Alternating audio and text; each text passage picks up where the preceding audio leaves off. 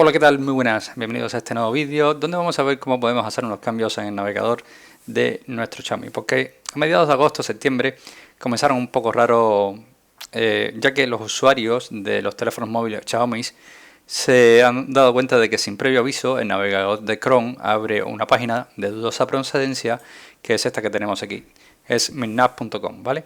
Esta página a muchos usuarios le tomó por sorpresa y se están quejando, pero porque no vemos la página que estamos acostumbrados a ver, que es la página de Google Chrome.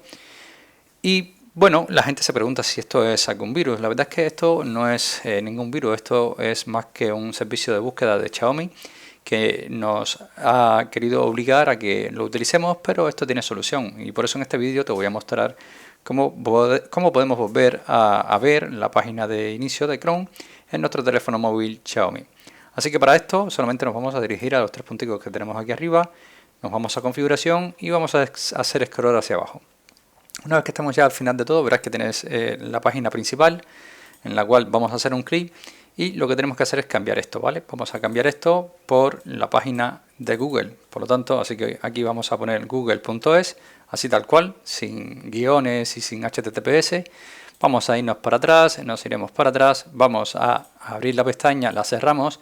Esto hará que el navegador se cierre y de ahora en adelante cuando volvamos a abrir, pues abriremos ya el navegador de Chrome tal y como estamos acostumbrados a hacerlo en nuestro teléfono móvil Xiaomi. Así que nada, espero que este vídeo te haya gustado, te haya ayudado. Y si es así, como siempre te digo, te invito a que me dejes tu like, suscríbete a nuestro canal y por supuesto nos vemos en un siguiente vídeo. Chao.